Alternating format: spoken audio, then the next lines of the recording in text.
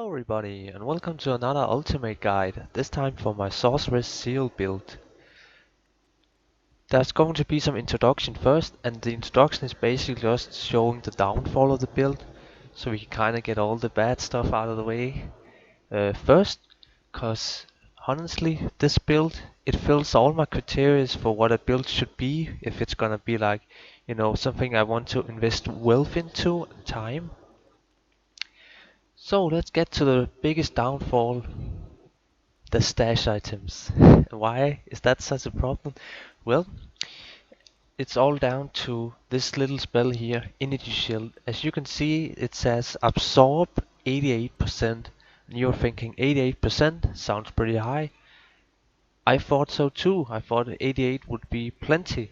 But for some reason, getting this up to 95% just changes the build completely and makes you so much stronger. So every time you have to play the build, or you play it for like 10 minutes, or you have to rebuff, you have to go to your stash and put on your plus to lightning skills. So in my case, I just use cheap items that I had laying around. Okay, this Chains of Honor is maybe not cheap, but like a Shaco, a Bulkatos plus 4, and a Stone of Jordan, and then just a plus 310 faster quest rate. With these little items here, I get plus 40 energy shield, and that is when the build gets completely changed around from something that was fun, decent enough, to something that is downright overpowered. So I just want to buff up. So you do the energy shield, you do the frozen armor, or actually you should probably just start with battle orders, battle command, and battle orders. So you get the 2000 mana and almost 1000 life. Then do your energy shield. Oh, and I have to make sure that I'm even. There you go. So yeah, do your energy shield, or maybe I should actually even perhaps do my energy shield in the lightless, just because I get plus 1. Hadn't even thought about that. Now my mind just got blown.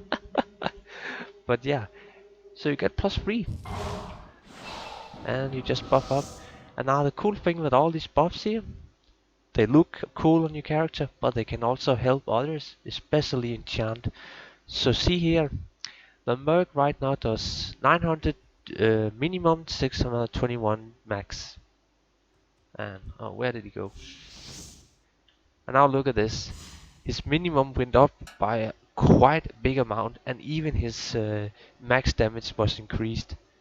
On top of that, he obviously gets attack bonus and fire damage, which is just cool.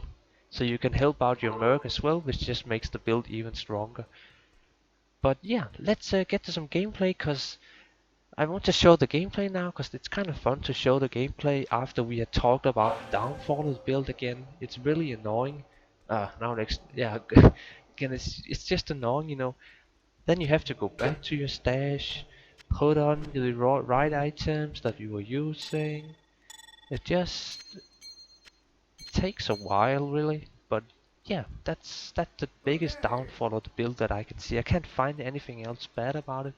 But before we talk too much about the build, let's do some gameplay.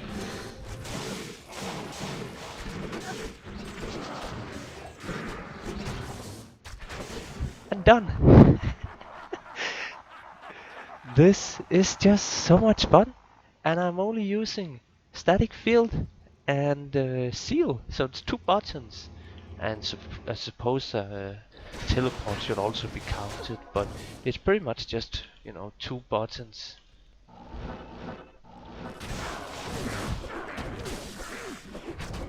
Bye Bale, bye Bale, come on, what's up Amazon? Can anyone beat this? I don't think so. This is, pretty amazing. I'm also happy to see that, static field actually being part of the rotation for a normal sorceress, because it's really just downright overpowered to always use this one. And before the gameplay ends, and this was also the introduction, I want to tell a little fun thing. As I was going up to Bale and preparing this little clip here, I got Immortal King's armor dropping from trash mobs just randomly when I was testing out the build. I was contemplating if I really truly did need all this plus gear, but yeah, you really do need this plus gear. but I wanted to test it out one last time, and going up to Bale without the plus gear on, it's just not a pleasant experience. But with the plus gear on, it's completely amazing. You're never really gonna die. Of course you can die, but it's just not really gonna happen. But yeah, that was it for the introduction of the build and some gameplay. Okay, so on with the show. Now just the stats and the build for this part. 111 strength seems a bit of a weird number. It is, but that is because Sandstorm gives me plus 15 strength. Actually, I have 4 too many strength points right now, but basically just get enough strength for your equipment. In my case, this is going to be the Sandstorm tricks, and I highly recommend that this is also your aim to get to 91 strength. Dexterity, gonna talk about this in a bit, but it's optional. Nothing into vitality at all, and then the rest of the points into energy. You're not gonna get a lot of attack rating, even with, I actually have it up already, yeah. But basically, even with enchant, you're not really gonna hit a massive amount of attack rating. That's just kind of too bad. But look at my defense, though. It's a bit funny. But I'm using frozen armor, and I can just quickly showcase my not so lead defense now. So it's over 2000, which is okay. Not a lot, but it's okay. Health, you don't have to worry about your health at all. You should probably get at least 500, but that's about it. Mana, definitely aim for over 1000. If you can get like, I don't know, 1.2k, that's even better, but definitely aim for that. With Fate, so I'm using Treasury, I have max resistance just exactly 75 plus all. So like if I remove this item, it gives me plus 15 resistance, I'm at 60. I highly recommend that you use Treasury, but I will go over that when we get to that part. So that was it for the stats. Let's go over the gear, build even. Okay, so cold is pretty simple. You're just gonna get frozen armor. If you feel like sheer armor is more your thing, or maybe even chilling armor, I do suggest getting that. It can probably work just fine, but I am very strapped for points, especially also I'm only level 85 on this character. But definitely get frozen armor. It's one free point and it does help a lot. Doubles your defense almost. So let's take fire skills. Fire mastery, 1 point into this as soon as you can. Helps a lot. 1 point into fireball is needed to get to enchant and then fireball. You could experiment around with even Hydra and Meteor if you feel like you want to be more of a caster class. You know, both having melee and casting. I've seen builds that use this Meteor spell for good success.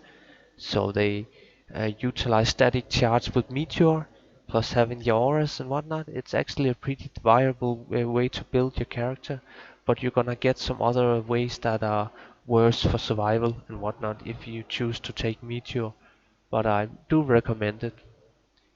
Wormed, all the remaining points that you have goes into Wormed.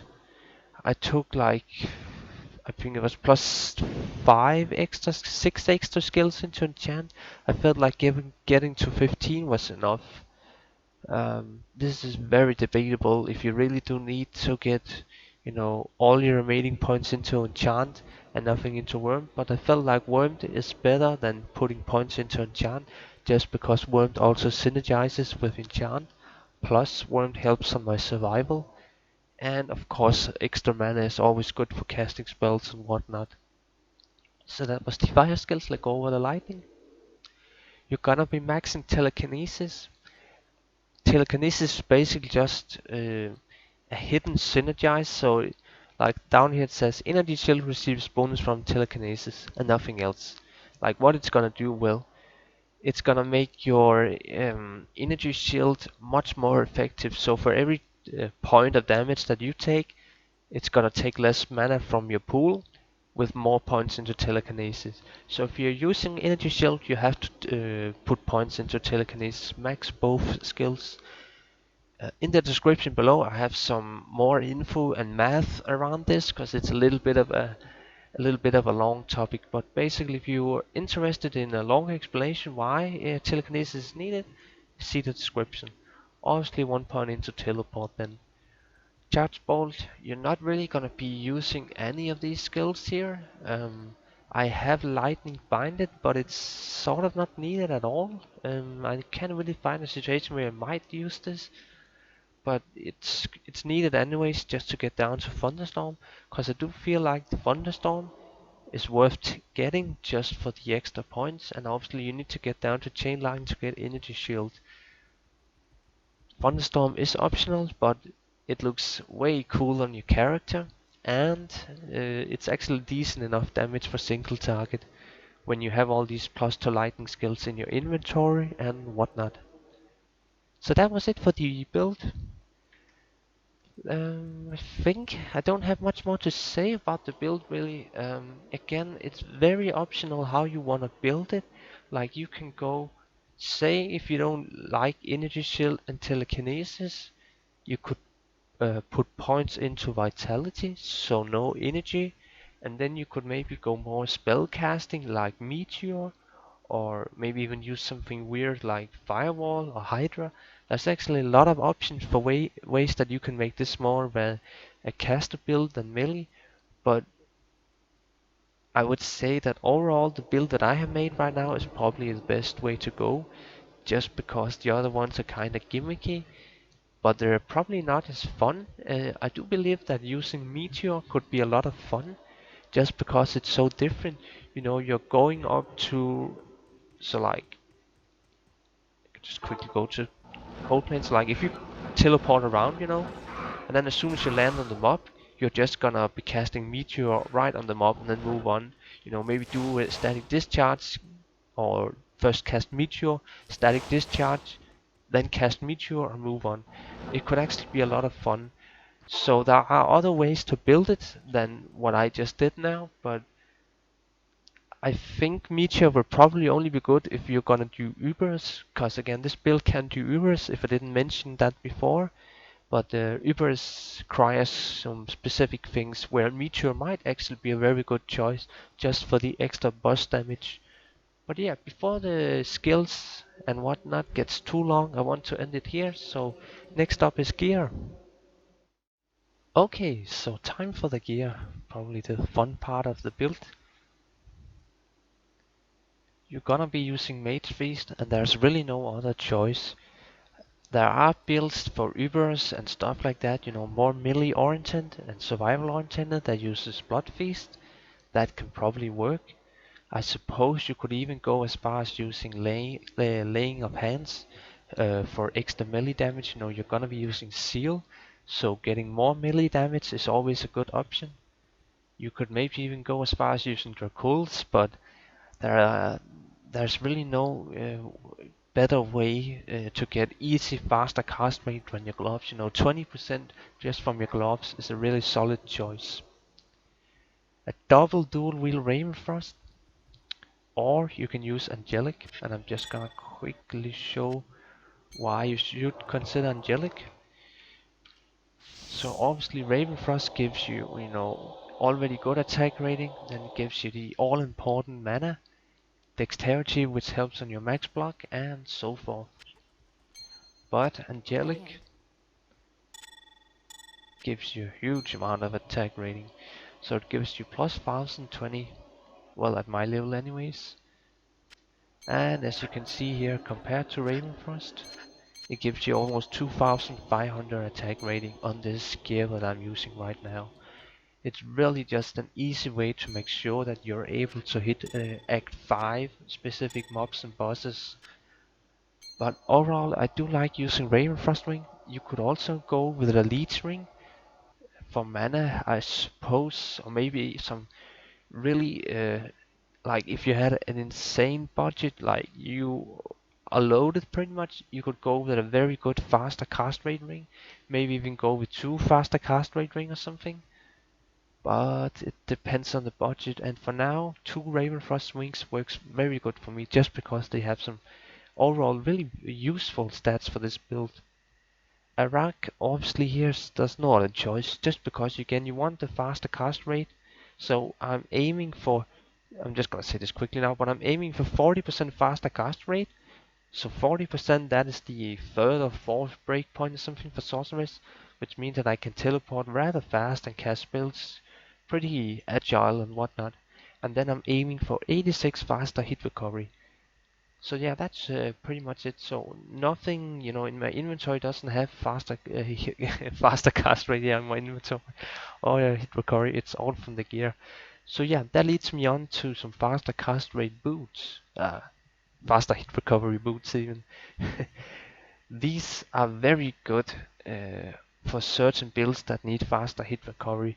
Normally I would never use these boots for pretty much any build, but since I need the faster hit recovery, they fill up very good. I don't get any bonus from the strength. The vitality is very gimmicky. I don't need the poison resist, but the defense is nice enough. It's a pretty high amount of defense, especially if you get an ETH version. But yeah, basically, you're using these boots just for getting faster hit recovery, which can help a lot on survival, considering you're a weak sorceress with a low amount of block. Well, I aimed for a little bit of block, gonna talk about that in just a bit, but basically you're a weak sorceress with low amount of defense. Like if you had 10,000 defense, I would probably not worry too much about faster hit recovery, but since you don't have 10,000 defense, I really suggest that you aim for faster hit recovery, and that is why I use these boots here. Oh, also, the other choices of boots that you could go for, like Elders, Waller Walkers, so forth, they give life, and this build really doesn't need life, so there's another reason there too. Good choice. Okay, so already mentioned I'm using Treasury. Why Treasury? There are other options, and I can talk about that just in a little bit, but basically I'm using Treasury for the plus 45% increased attack speed.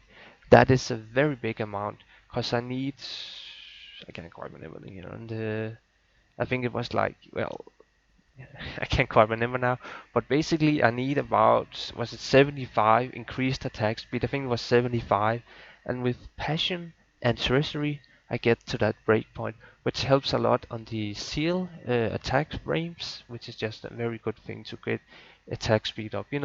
If you were a smiter paladin and you were hitting really slow with Zeal or smite, it would just be an annoying gameplay. You wouldn't be doing much damage at all if you have a slow attack speed, and that is why we are using Treasury. Now, Dream and Dream Shield, these are the crux of the build together with Passion. Why is Dream and Dream so good together? That is because the Holy Shock aura stacks, so you actually get a level 30 Holy Shock aura. Level 30 Holy Shock aura, that maybe doesn't sound like a lot, but Lightning Mastery increases that. So it just is a very strong aura, and basically I'm 5-shotting mobs with my aura in Act 5, so it's really just an overpowered way to get AoE damage, and the radius is pretty big as level 15 or 13 aura as well, so you kinda hit every mob on the screen, which is just superior. Now, Dream and Dream also give some really other fun things like Confuse. They each give Vitality, Life, or Mana. This one gives Mana and so forth. This one also gives Mana. But the all-important plus 15 resistance just helps a lot, and especially the faster hit recovery. So as you can see here, my Dream Shield has 26% faster hit recovery. Due to the 26 amount, I hit the 86th breakpoint. So if you're gonna copy my gear, get 26% faster hit recovery on your Dream helm or your shield. So you hit that 86%. Mars Amulet. You could use the Angelic, but without Mars I'm lacking resistance, and also plus 2 skills are pretty sweet, as well as the plus 5 attributes. There are probably other choices, like if you didn't want to use, say, Mage Feast gloves, you could perhaps go with a 22 amulet with ore resistance if you have the budget for it. There are plenty of people who could afford a better amulet than this one, I'm sure, but this is what I went with because it's cheap and it works. Passion. This one can be low rolled, it doesn't really matter. I would just aim for getting as much bonus to attack rating as possible. The enhanced damage is not that important. What base it's in is important though. You need to get this in a faceplate. Very important because faceplate makes you able to reach that very high, faster attack speed breakpoint, which just helps so much on the damage. But yeah, I need to talk a little bit about both max block and other weapon choices. So most people don't know this, but there are things that are called hybrid rune words, which is basically a rune word made, a rune word, what can I say, a rune word that are two rune words together. So it's a bug, it's a cheat item, it shouldn't be in the game. Blizzard failed to fix it, but basically there are a rune word that combines oath rune word with passion, and that rune word gives you 45% increased attack speed, which is a very important part. The 45% means that I can use fortitude, which just it would just open up so many other ways to gear, because fortitude obviously gives resistance all plus and whatnot. But if you can't get that cheat rune word over passion, just go with a normal passion and settle for using treasury, which I did, and it works totally fine. But yeah, if you have the budget for it, you can go on JSP, maybe even not get one that is on perm. That would be a very fun thing to do. So let's talk about max block and tower shield dream. As you can see here at the third line or whatever, it says chance to block 44%.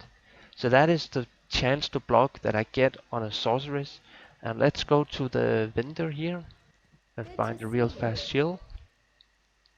And now of course he also sells only tower shields. Okay, just hang on a minute. I really want to highlight my point here why you need to get a tower shield. Afternoon.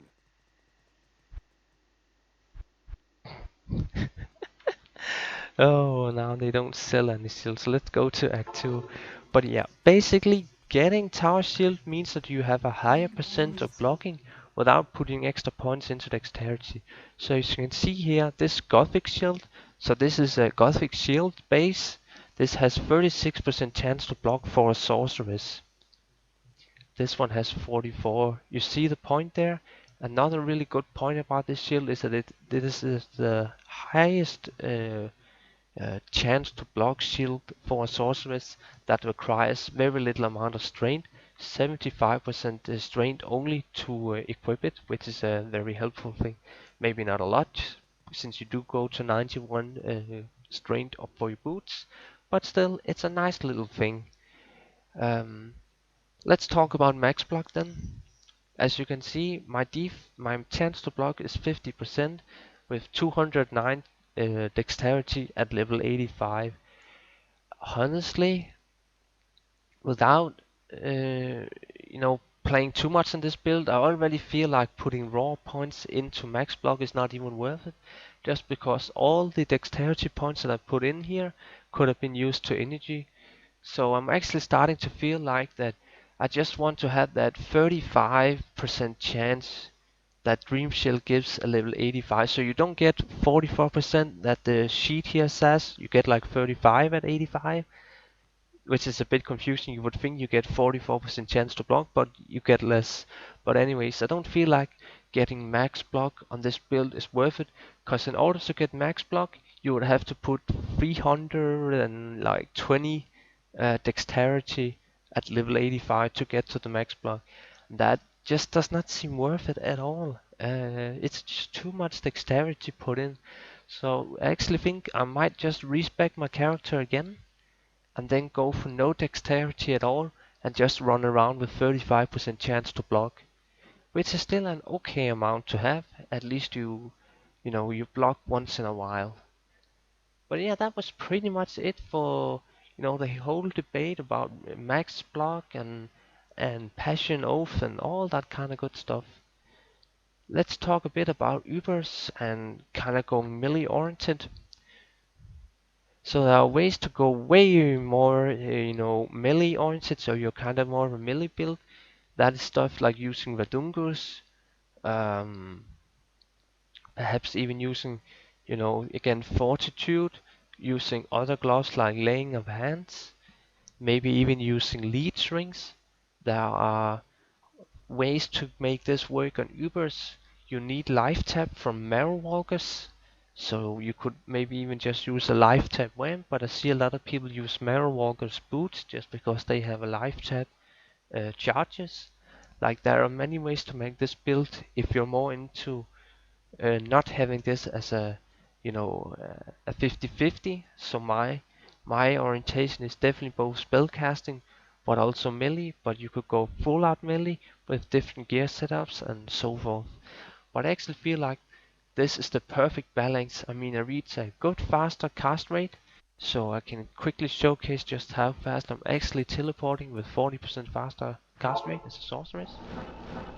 Like you can easily see that I'm able to teleport really fast. It's no problem at all. And since I have so much point in warmth, I'm never gonna run out of mana, which is another cool little thing. And obviously I hit the right attack speed breakpoint. I also hit the right faster hit recovery breakpoint. So overall, these gear setups here, maybe just change out the amulet and the rings, and I would keep the rest. And if you can get an Oath of Passion, I would go with a Fortitude perhaps. But that's pretty much it. I don't think I would want to change anything about it. I also don't feel like wanting to do Ubers with this build, just because it's kinda like you can do Diablo and Bale with normal gear, and then you have to switch to spell casting gear, you know, like using Meteor to kill Mephisto, cause even with different gear for Ubers, you're still not gonna be able to do Mephisto without changing gear to something else. So that's just kinda a sad thing there. But yeah, I don't think there's much more to say about the gear, so let's talk a little bit of inventory. Just all about getting as much points out of your torch and needles that you can afford. It really helps a lot on this build, just because you both want strength, you both want dexterity, vitality I suppose helps a little bit, but especially also energy helps a lot. Plus skillers just get whatever large charms that you can get. Maybe even go as far as filling up your whole inventory if you don't want space. And then I highly suggest that you get perhaps just one poison charm in your inventory, just to have some sort of open wounds thing for high health mobs. It's probably not needed, but if you're gonna do Ubers, I should definitely suggest that you have some way to poison the enemy. And then at least get 25 small charm. The max is 20 life and 17 mana. Those small charms cost a lot, but if you can get, say, this one is 28, or something maybe around 28, this is a very good way to get extra survival. And more mana is always fun to have for spell casting and so forth. But yeah, that was pretty much it for the gear and the inventory. So let's do some final words now in the Some next final part. words and a little bit of a gameplay. This build really fills all my criteria for a very fun and exciting build. It's not too expensive to build. I suppose the small sums here are kinda costly and annoying to get, but like Mage Feast, the Rock, Raven Frostwing, Sandstorm, Passion doesn't cost a lot, Treasury you can make yourself, Mars Amulet is pretty much for free. The only problem is getting, if you can, a Tower Shield Dream. You could go with other bases than just a tower shield and just get whatever and then settle with this block, but that's up to your own budget. And Dream. Another problem is that if you want to reach the breakpoints that I talked about, you do have to value faster hit recovery on one of these items, but that's pretty much it. And then, just have whatever lightless shield and small call to arms that you have. I suggest actually getting a +6 call to arms in this build just because it actually helps a lot. just again because the value of mana really is very important on this one. But again, the stash attempts really just kills my excitement also for this build. It's annoying having to rely so much on the stash attempts that you need for pre-buffing. But besides that, I think it's actually decent enough build overall, and it's definitely one of the more fun ones. And again, you can help your other people in the party with enchant. It really just helps them a lot. So that is also another cool little thing about the build. But yeah, let's do a bit of a Eldritch fun. So just normal gear, Fate hasn't even procced yet, and so forth. Oh, never mind. Let's just go and excellent kill. But yeah, let's show some gameplay just out in the field then.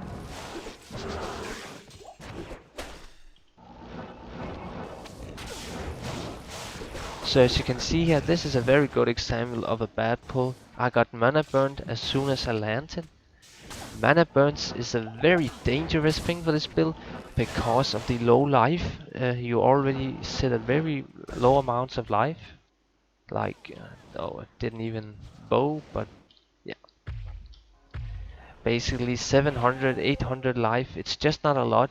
So getting mana burned is a very dangerous thing for this build, definitely. But it's fun to just one-shot rare packs, like anything pretty much just dies as soon as you touch it. And for those things that don't die, they die off screen or something like that from the aura. So like again, let's just kill a mob only using my Holy Shock aura. Okay, so now I'm only gonna kill these packs here. That's 1, 2, 3. So they take like 3 or 4 pulses from the dream auras to die these trash mobs here. It's just such a super powerful thing. And I suppose the Holy Shock aura procs every 3 seconds or something like that. Not quite sure how much, but I think it's like 3 seconds. Could be 5. So it's just nice, general AoE. And you here's a good example of being a little, not having the pre-buff gear up. You take a lot of damage on your health and you suddenly see it go down and you really have no way to replenish that health. Obviously you have potions, but the pre-buff gear is really just needed to get that smooth feeling that helps on survival.